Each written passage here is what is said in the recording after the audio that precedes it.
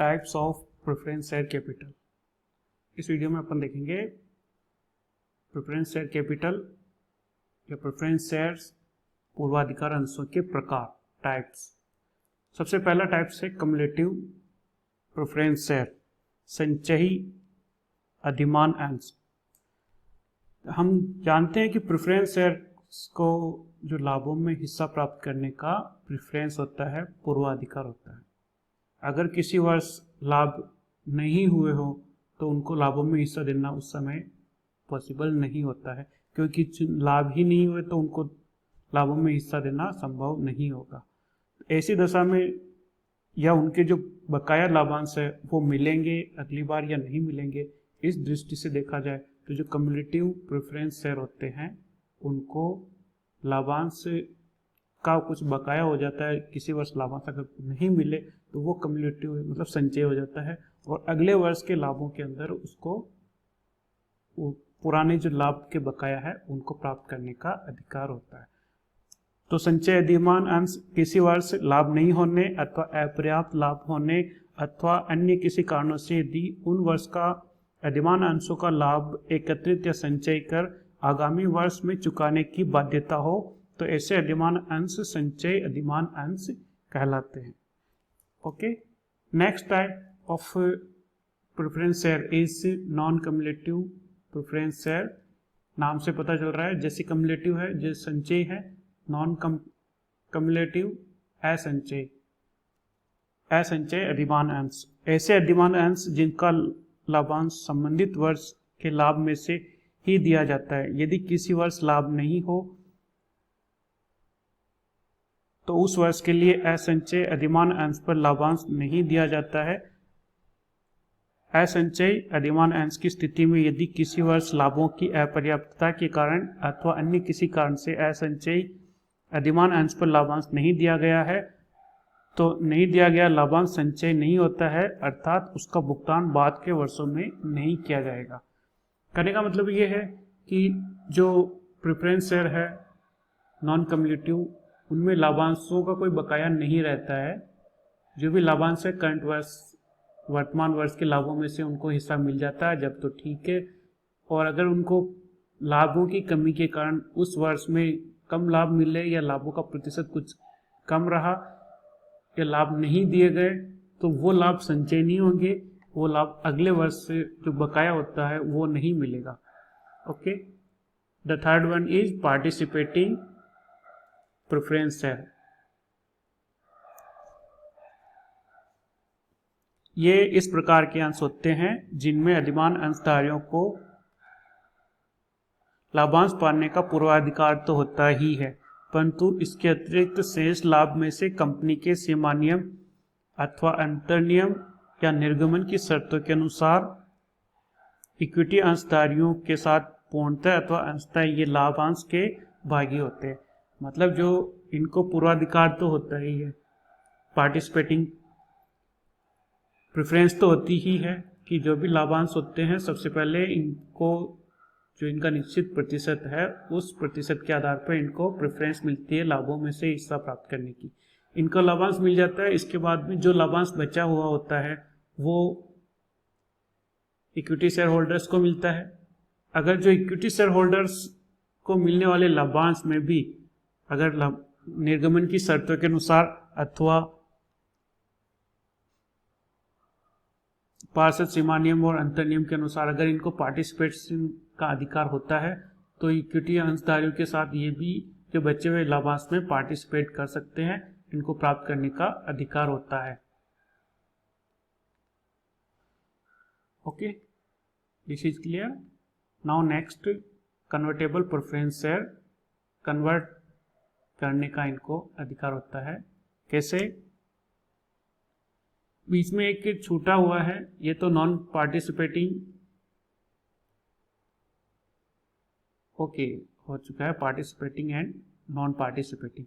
Non participating से मतलब है कि जिनको पूर्वाधिकार प्राप्त नहीं होता है।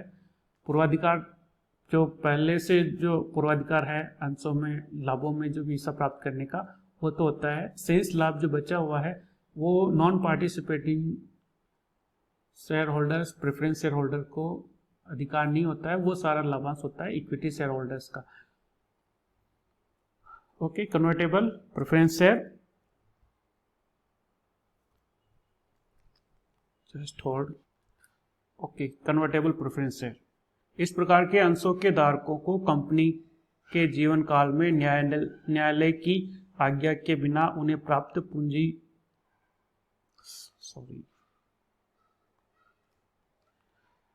सॉरी पहले मैंने थोड़ा कुछ गलत बोला था। कन्वर्टेबल इसका कुछ डिफरेंट है। कन्वर्टेबल प्रेफरेंस शेयर परिवर्तनीय पूर्वाधिकार अंश, नाम से पता चल रहा है इसको परिवर्तन करने का अधिकार होता है। इनको प्रेफरेंस शेयर से इक्विटी शेयर के अंदर कन्वर्ट किया जा सकता है। इस प्रकार के अंशों के धारकों को यह अधिकार होता है कि एक निश्चित अवधि बाद अपने पूर्वाधिकार अंशों के बदले कंपनी से इक्विटी अंश प्राप्त कर सकते हैं। तो इनको एक अधिकार मिलता है कि एक निश्चित समय 2 वर्ष 5 वर्ष जैसा भी डिसाइडेड है, उन वर्षों के उपरांत प्रेफरेंस शेयर के बदले में इक्विटी अंश प्राप्त करने का इनको अधिकार होता है। और नॉन कन्वर्टेबल, नाम से पता चल रहा है कन्वर्ट होने का अधिकार नहीं है। जिन पूर्वाधिकार अंशों के धारकों को इक्विटी अंशों में परिवर्तित कराने का अधिकार नहीं है, उन्हें अपरिवर्तनीय पूर्वाधिकार अंश कहते हैं, non convertible preference share. Redeemable preference share, शोधनीय पूर्वाधिकार अंश, इस प्रकार के अंशों के धारकों को कंपनी के जीवन काल में अंश निर्गमन की शर्तों के अनुसार इन अंशों की पूंजी अंश धारकों को लौटा दी जाएगी।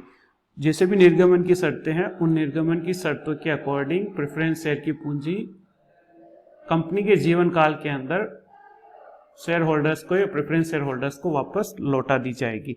इस प्रकार के अंशों का शोधन कंपनी अधिनियम द्वारा अधिकार मिलने पर कंपनी अधिनियम 2013 की धारा 55 सेक्शन 55 के अकॉर्डिंग इनको अधिकार मिला है।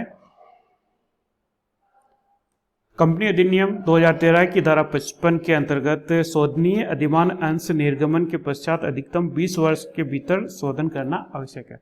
तो मैक्सिमम 20 ईयर्स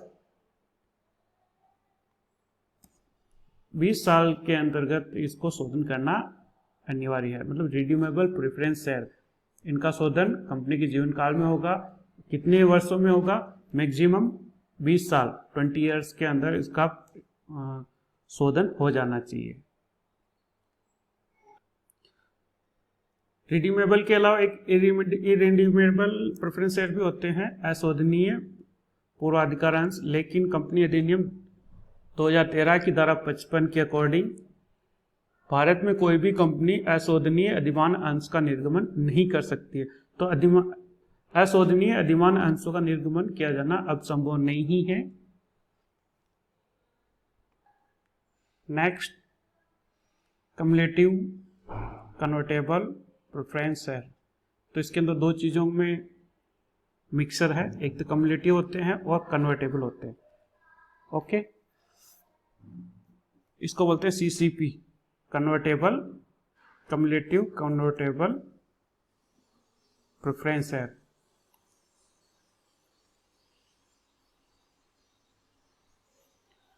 सन 1985 में भारत सरकार द्वारा कंपनियों को संचय परिवर्तनशील अधिमान अंश निर्गमित करने का अधिकार दिया गया। तो 1985 के अंदर कंपनियों को राइट दिया गया है सीसीपी शेयर्स निर्गमित करने का। इसकी कुछ विशेषताएं हैं।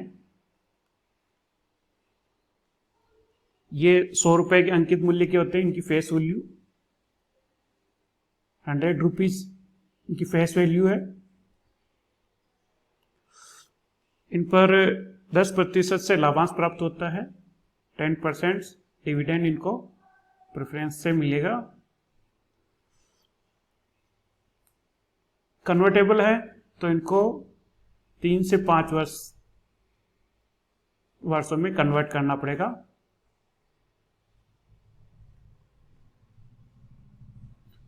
तीन से 5 वर्षों में 3 to 5 years में कन्वर्ट कन्वर्ट करते समय अगर इनका कुछ लाभांश डिविडेंड एरियर बचा हुआ है तो वो पहले इनको डिस्ट्रीब्यूट करना पड़ेगा, इसके उपरांत ही कन्वर्ट किया जा सकेगा। कम्युलेटिव कन्वर्टेबल प्रेफरेंस शेयर केवल पब्लिक लिमिटेड कंपनियां ही जारी कर सकती है। ओनली पब्लिक लिमिटेड कंपनी, सार्वजनिक कंपनी।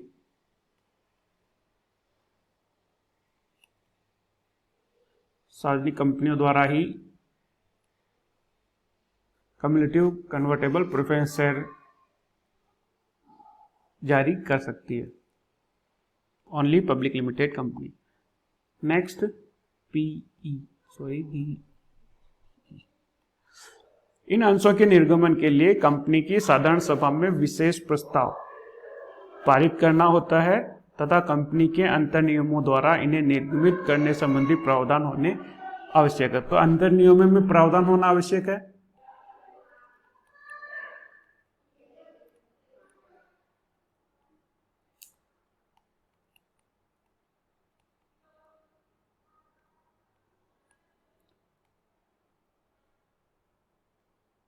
और साधारण सभा में विशेष प्रस्ताव, जनरल मीटिंग, साधारण सभा के अंदर विशेष प्रस्ताव